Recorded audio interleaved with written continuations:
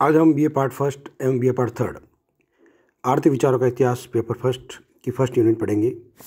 आर्थिक विचारों से आशय या अभिप्राय धन से संबंधित विचार हैं। आर्थिक दिशाओं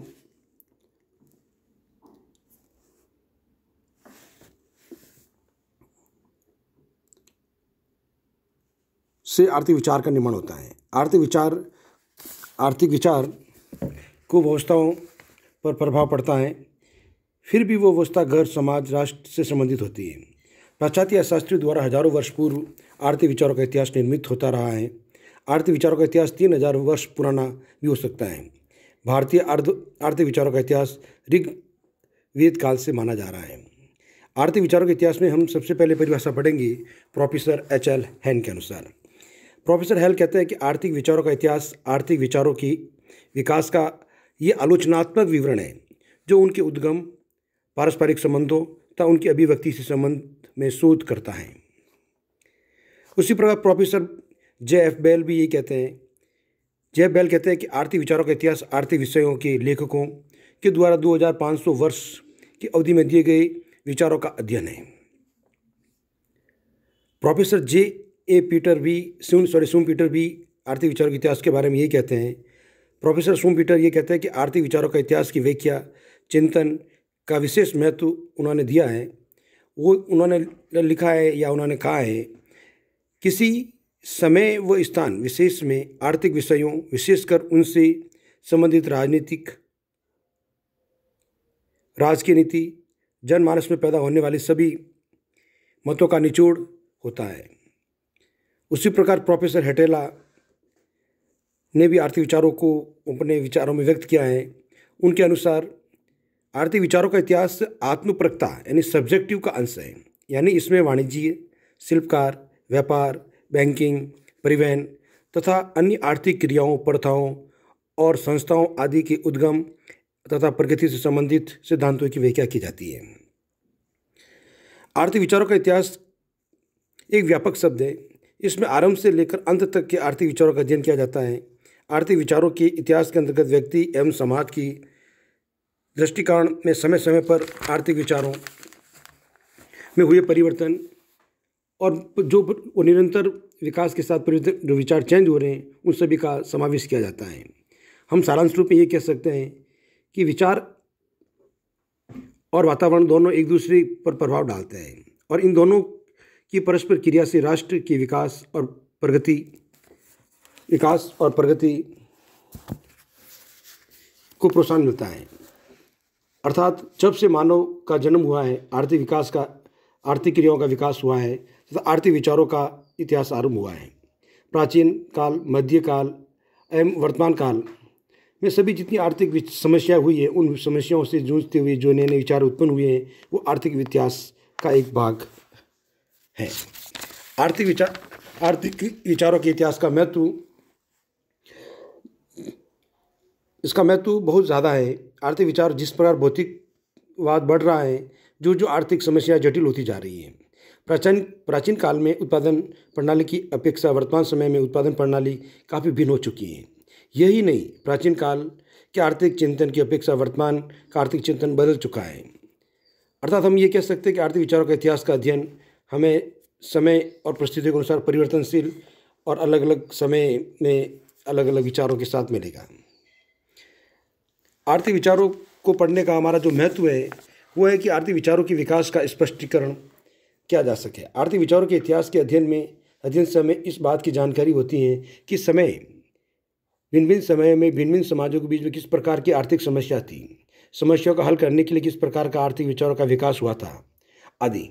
उसके अध्ययन से ये भी पता चलता है कि व्यक्ति के विचारों का आरंभ से लेकर आज तक किस प्रकार में एक रूपता रही है। प्रत्येक युग में नए नए विचारों का जन्म हुआ और उन विचारों का जन्म भी किसी विशेष परिस्थितियों से प्रभावित होकर हुआ।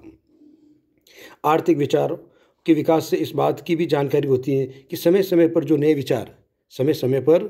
विचार इस क्रम को परंपरागत रूप से निरंतर जारी रहा, परंतु उनके प्रस्तुतिकरण में नवीनता आती रही। अतः किसी युग के आर्थिक विचारों का अध्ययन करने से तत्कालीन आर्थिक नीतियों के संगठन के बारे में हमें जानकारी प्राप्त हो सकती है।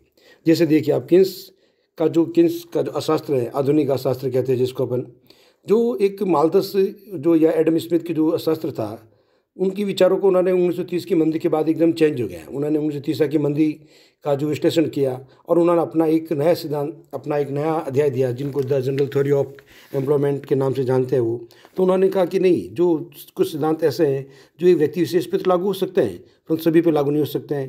तो उन्होंने कहा जो व्यष्टि संबंधी जो आर्थिक नीतियाँ हैं वो समष्टि से कुछ भिन्न है और समष्टि को अधिक महत्व दिया। अर्थात इस प्रकार उन्होंने अपने को चेंज किया, नए चला। उसी प्रकार से नए नए जो अर्थशास्त्री जैसे प्लेटो है, अरस्तु है, उन्होंने भी इस चीज़ को माना है। दूसरा, अर्थशास्त्र की प्रकृति और क्षेत्र को समझने के लिए आर्थिक विचारों के इतिहास के अध्ययन से अर्थशास्त्र की प्रकृति की सही जानकारी प्राप्त हो जाती है। इसके अध्ययन से ये ज्ञात होता है कि अर्थशास्त्र का संबंध अन्य विज्ञान से किस प्रकार से संबंध है और किस प्रकार से नहीं है, इस बारे में जानकारी प्राप्त हो सकती है। तीसरा, विस्तृत दृष्टिकोण विकसित करने में सहायक आर्थिक विचारों का इतिहास अध्ययन से व्यापक दृष्टिकोण विकसित होता है। ये अंधविश्वासी नहीं रहता है कि हर विचार का आलोचनात्मक अध्ययन करके समय और परिस्थितियों के संदर्भ में अपना निर्णय दे सके। इसका निर्णय अथवा व्यवहार निष्पक्ष रहता है। प्रत्येक निर्णय के संदर्भ में वो तथ्यों पर आधारित होता है, तुलनात्मक होता है। इसलिए विज्ञान के विकास में सहायक होता है। तुलनात्मक दृष्टिकोण की उपयोगिता को ध्यान में रखते हुए प्रोफेसर हैन ने लिखा है कि कई शताब्दियों से प्राप्त किए गए आर्थिक विचारों की चोटी पर पहुंचने के बाद जब कोई विद्यार्थी पीछे मुड़कर सत्य के पथ को देखता है तो वो अनुभव करता है कि उसके निर्णय बुद्धि विस्तृत संतुलित हो गए हैं, उसका मस्तिष्क प्रगतिवाद से भर गया है। अगला पॉइंट, प्रमाणिक या सामाजिक विज्ञान के रूप में आर्थिक विचारों का अध्ययन भी किया जाता है। आर्थिक विचारों के इतिहास के अध्ययन से स्पष्ट होता है कि अर्थशास्त्र अन्य सामाजिक विज्ञानों की अपेक्षा अधिक प्रमाणिक विज्ञान है। मनुष्य सामाजिक प्राणी होने के नाते जो भी क्रिया करता है उन सब के पीछे उसका उद्देश्य रहता है कि उसकी आजीविका चलती रहे, उसका जीवन संतुलित चलता रहे। कुल मिलाकर व्यक्ति की सामाजिक, राजनीतिक एवं धार्मिक और आर्थिक क्रिया से संबंधित जितनी प्रकार की जो क्रिया होती हैं वो अर्थशास्त्र से संबंधित होती है। इस संबंध में प्रोफेसर हैन ने लिखा है कि आर्थिक विचारों के इतिहास के अध्ययन से अन्य सामाजिक विज्ञानों जैसे कि न्यायशास्त्र, नीतिशास्त्र, समाजशास्त्र, राजनीतिक शास्त्र तथा अन्य शास्त्रों के बीच अर्थशास्त्र का सही ज्ञान प्राप्त किया जा सकता है। उनका मुख्य संबंध व्यक्ति की उन प्रयत्नों से हैं जो अपने सहयोगियों के साथ जीविका प्राप्त करने के लिए करता है। समाज विज्ञान होने के नाते इसका संबंध विज्ञान से भी है जो व्यक्ति की आजीविका और आवश्यकताओं की पूर्ति की विधि को बताता है। आरंभ में सामाजिक विज्ञान मान्यता समान थी। प्राचीन चिंतकों के अनुसार शुद्ध आर्थिक विचार मिल सकते हैं, किंतु जिन व्यक्तियों के विचार थे वो में कुछ भेद भी हो सकते हैं। अब आर्थिक सिद्धांतों को समझने में भी आर्थिक विचारों के इतिहास का जानना आवश्यक होता है।